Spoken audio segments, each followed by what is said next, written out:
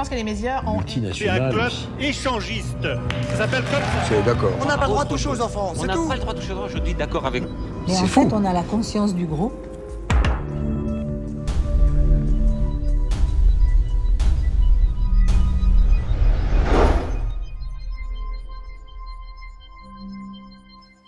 Bonjour et bienvenue à une nouvelle capsule de vérité. Raël, vrai ou faux? Et cette fois-ci, on parlera du clonage.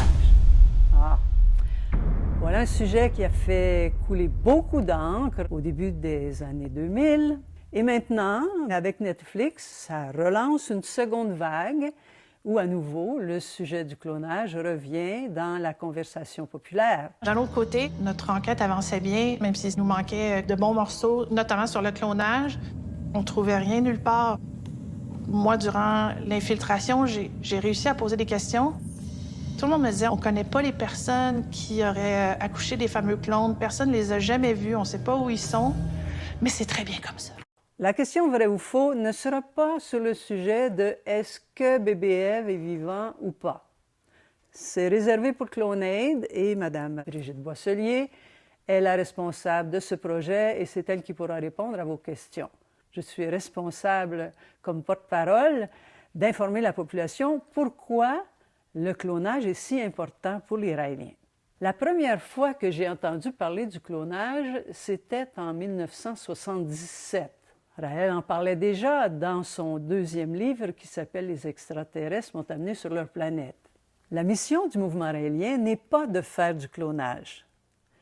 La mission du mouvement raélien, c'est en fait d'informer toute la population de la planète du message que les Elohim ont donné à Raël en 1973 et en 1975 et de construire une ambassade pour accueillir les Elohim sur Terre. Cependant, le clonage est important parce que ça concerne la vie éternelle. Et c'est pour ça que nous soutenons le concept du clonage, même si nous, comme Raéliens, nous ne faisons pas le clonage, excepté des gens qui ont décidé d'en faire un projet professionnel. Peut-être que certains d'entre vous vous souvenez de la première transplantation cardiaque. Quand on vit dans une société où tout repose sur la volonté de Dieu, les opposants aux transplantations cardiaques, à ce moment-là, disaient « Mais non, si vous faites des transplantations cardiaques, vous ne respectez pas la volonté de Dieu, parce que quand quelqu'un meurt, c'est supposé être la volonté de Dieu. » Donc, la volonté de Dieu primait sur l'avancement de la science. Il y a eu des objections, des comités d'éthique, tout ça. Mais aujourd'hui, c'est quelque chose d'admis. Un autre exemple, les bébés éprouvettes, la fécondation in vitro. Au tout début, on disait, un couple qui ne peut pas féconder de la façon dont les couples fécondent normalement, c'est la volonté de Dieu, il faut l'accepter simplement.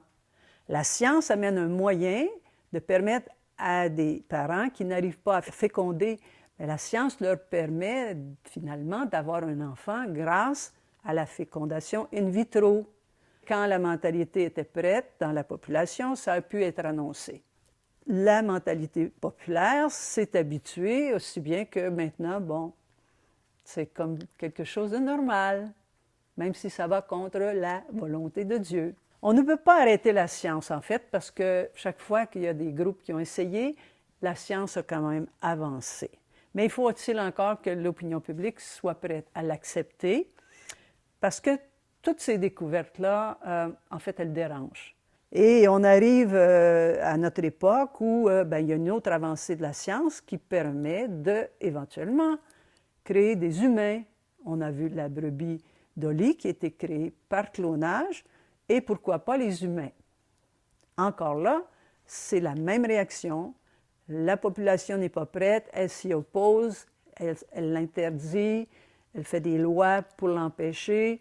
À ce stade-ci, le clonage ne serait qu'une nouvelle méthode de reproduction. La méthode in vitro ou la méthode naturelle, pour la réaliser, ça prend 2 parents. Dans le clonage, en fait, ça prend un seul parent, avec un code génétique complet. Ça peut être un homme, ça peut être une femme. Dans l'état actuel de l'avancement de la science, Avoir un clone, c'est avoir un jumeau identique à retardement, si on veut. Habituellement, les jumeaux identiques naissent à 1 minute ou 2 ou 3 d'intervalle. C'est rapide, c'est la même journée. Ils ont un seul code génétique, donc ils sont identiques. Dans le cas du clonage, le bébé sera identique aux parents donneurs, soit un homme, soit une femme, mais au lieu de naître en même temps que ses parents, il naît en fait plus tard. Par exemple, si moi, je décidais d'avoir un enfant par la méthode du clonage, on utiliserait mon code génétique pour me faire une jumelle bébé. Pourquoi c'est si important pour les Raéliens de soutenir l'avancée scientifique du clonage? Parce que c'est le premier pas que les Elohim qui ont 25 000 ans d'avance sur nous maîtrisent et utilisent pour créer la vie éternelle. En fait, il y a 3 étapes. La première consiste à prendre un code génétique complet et à donner ce code génétique pour l'instant à une mère porteuse. Dans l'avenir, ça se fera dans un utérus artificiel, c'est-à-dire une machine à laquelle on donnera le code génétique prélevé sur la personne qui donne son code génétique. On l'insérera dans la machine et elle va produire, avec les éléments biologiques nécessaires, elle va créer un être humain adulte, un jumeau identique. Et la machine va donner un corps complet avec les os, les vaisseaux sanguins, les nerfs, les muscles, la peau, identique au donneur. Maintenant, on a, quand le personnage est créé, on aura en fait un individu avec un cerveau nouveau. C'est comme un nouveau disque dur, mais il n'y a rien dedans. Comment peut-on, par exemple, transférer ma personnalité, ma mémoire et tout mon vécu dans mon clone? Bien, il faut être capable de télécharger ma mémoire, comme avec les ordinateurs. L'intelligence artificielle va probablement permettre cette étape-là, on peut l'entrevoir déjà.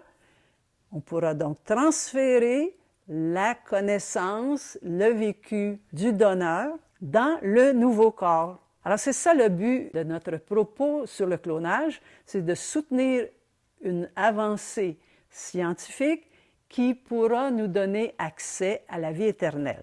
Je vous amène tout de suite dans un livre qui s'appelle « Les extraterrestres m'ont amené sur leur planète », que vous pouvez d'ailleurs, comme tous les autres livres de Raël, télécharger gratuitement sur raël.org.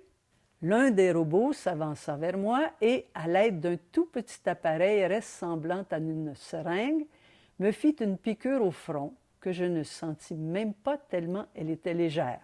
Puis, il introduisit cette seringue dans l'énorme machine et toucha d'autres parties de l'engin. De nouveau, un être était en train de se former devant mes yeux. Lorsque la peau recouvrit les chairs, je vis un autre moi-même se dessiner peu à peu. Effectivement, l'être qui sortit de la machine était une réplique exacte de moi-même. Voilà Raël face à son clone, avec tout le contenu de son vécu. Son hôte lui a expliqué que c'est de cette façon-là que les Elohim sont capables de recréer un être humain après sa mort. Quand j'étais catholique, le plus grand mystère de cette religion, c'était la résurrection de Jésus. Après avoir été crucifié, embaumé, mis dans une tombe avec une pierre énorme, il est revenu 3 jours plus tard, ressuscité, vivant. Donc la résurrection de Jésus est en fait une recréation scientifique grâce à cette méthode avancée du clonage. Non seulement Jésus a été recréé de cette façon-là, mais aussi Bouddha, Mahomet, Moïse, tous les grands prophètes, il y en a environ une quarantaine, qui ont été recréés scientifiquement et qui sont vivants présentement sur la planète des éternels. Et Raël les a rencontrés. En conclusion, le clonage est important. Il est très important pour ceux qui croient à la vie éternelle, ceux qui croyaient, comme je l'ai cru quand j'étais enfant, comme mes parents l'ont cru aussi, Mais c'est maintenant l'occasion de comprendre que grâce à la science de 25 000 ans d'avance sur la nôtre, les Elohim sont capables de le faire et qu'un jour, nous serons aussi peut-être capables de donner la vie éternelle comme eux l'ont fait. Aimeriez-vous être éternel? Raël, vrai ou faux? À vous de décider et surtout, ne manquez pas les autres capsules qu'on a fait pour vous. À bientôt!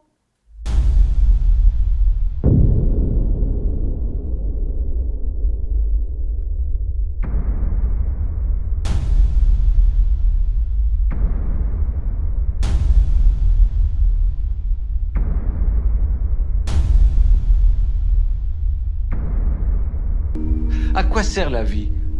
À être heureux. C'est extrêmement simple.